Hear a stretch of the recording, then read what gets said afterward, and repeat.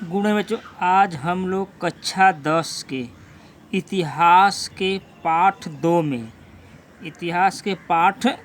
दो में Rowlatt act के बारे में अध्ययन करेंगे। ये हेडिंग है रॉलेट एक्ट। पहला है चंपारण खेड़ा और अहमदाबाद में अपनी सफलता से प्रेरित होकर महात्मा गांधी जी ने सन 1919 ईस्वी में प्रस्तावित रॉलेट एक्ट के विरुद्ध एक देशव्यापी सत्याग्रह आंदोलन संचालित करने का निर्णय लिया। देखिए, महात्मा गांधी जब चंपारण खेड़ा और अहमदाबाद में अपनी सफलता से प्रेरित होकर 1919 ईस्वी में रॉलेट एक्ट के विरुद्ध देशव्यापी आंदोलन करने का निर्णय किया। भारतीय सदस्यों के प्रबल विरोध के उपरांत भी इस कानून को पारित कर दिया गया। इस कानून माध्यम से सरकार देश के आंदोलनकारियों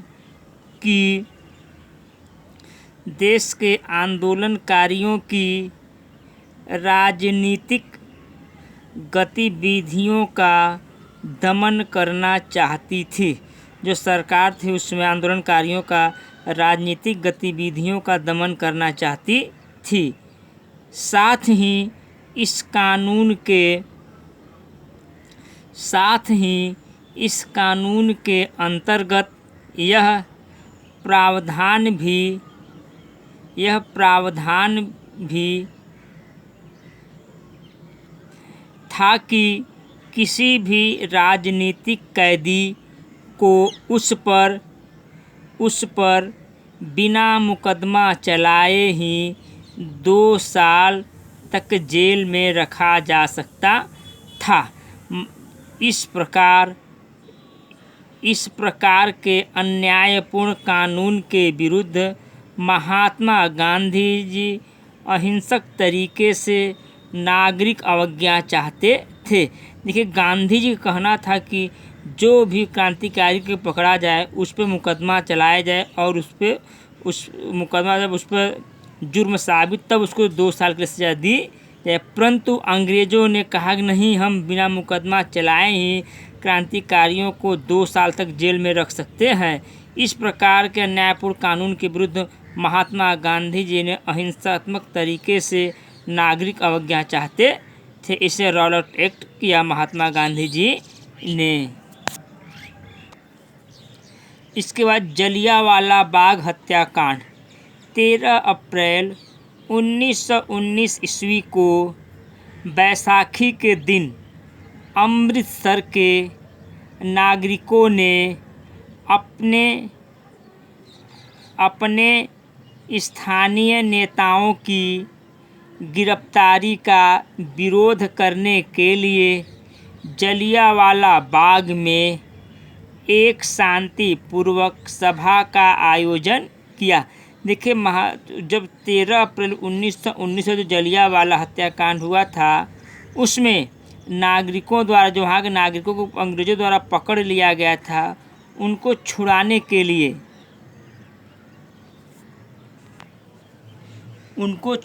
के लिए स्थानीय नेताओं ने अमृतसर के जलियांवाला बाग में एक सभा का आयोजन किया।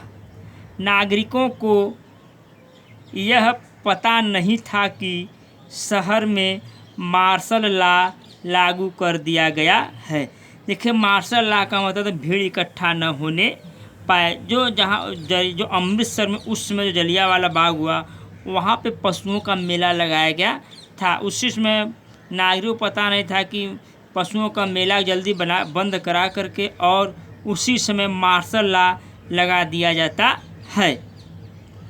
जलियांवाला बाग एक ऐसा स्थान था जो चारों ओर से बंद था और उसी समय जनरल डायर ने निहत्थी जो जनताओं पे जो जलियांवाला बाग में इकट्ठा हुए थे, भीड़ इकट्ठा नहीं की जा सकती थी, इसलिए जनरल डायर ने उन लोगों पे अत्याचार और गोलियां चलाने का आदेश दिया और नागरिकों को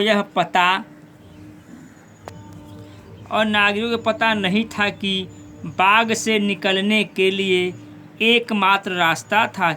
नागरिकों को पता है कि बाग से निकलने के लिए एक ही सकरी गली थी, जिस मार्ग पर डायर ने मशीन गन लगा दी थी।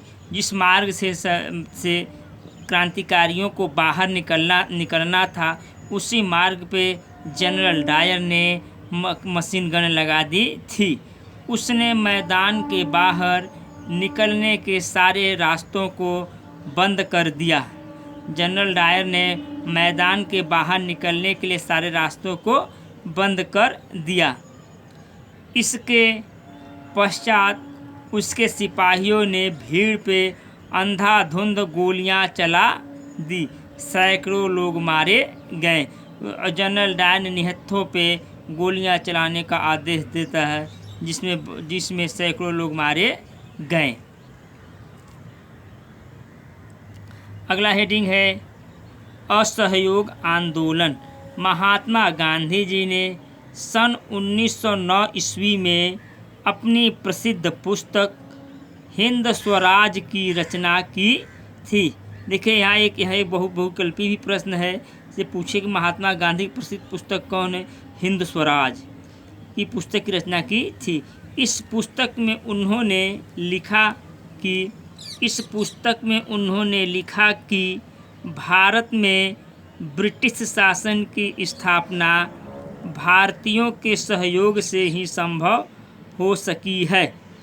भारत में ब्रिटिश शासन की स्थापना भारतीयों के सहयोग से ही संभव हो सकी है और यह शासन इसी के सहयोग के कारण चल पा रहा है।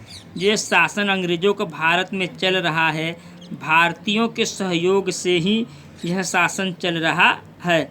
अगर भारत के नागरिक अपना सहयोग वापस ले ले तो एक वर्ष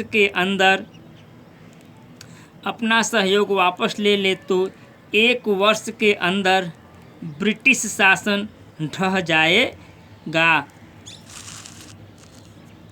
अपना जो भारतीय लोग अपना का शासन ले ले, एक वर्ष के अंदर ब्रिटिश शासन ढह जाएगा और भारत में स्वराज की स्थापना हो जाएगी। गांधी जी का सुझाव था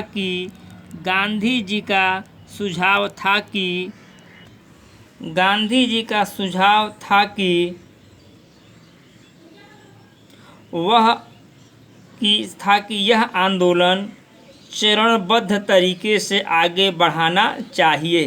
जो यह आंदोलन है उसे चरणबद्ध तरीके से आगे बढ़ाना चाहिए। इसके सर्वप्रथम नागरिकों को सरकार द्वारा दी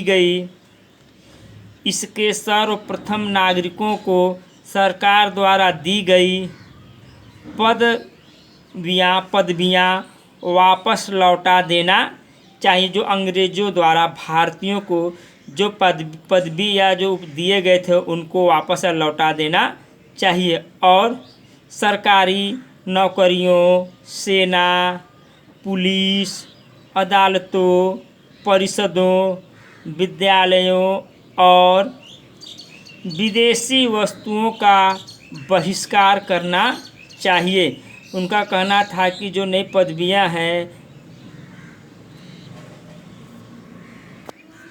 देखो, नौकरियों, सेना, पुलिस, अदालतों, परिषदों, विद्यालयों और विदेशी वस्तुओं का बहिष्कार करना चाहिए।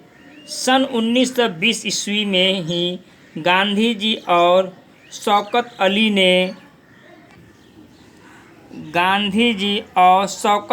ने देश भर में जनसभाएं, यात्राएं शुरू कर दी थी।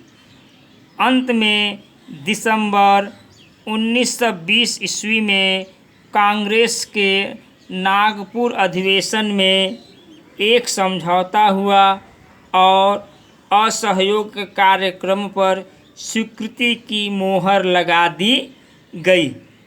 देखिए, अंत में दिसंबर 1920 ईस्वी में कांग्रेस के नागपुर अधिवेशन में एक समझौता हुआ और असहयोग कार्यक्रम पर स्वीकृति की मोहर लगा दी गई।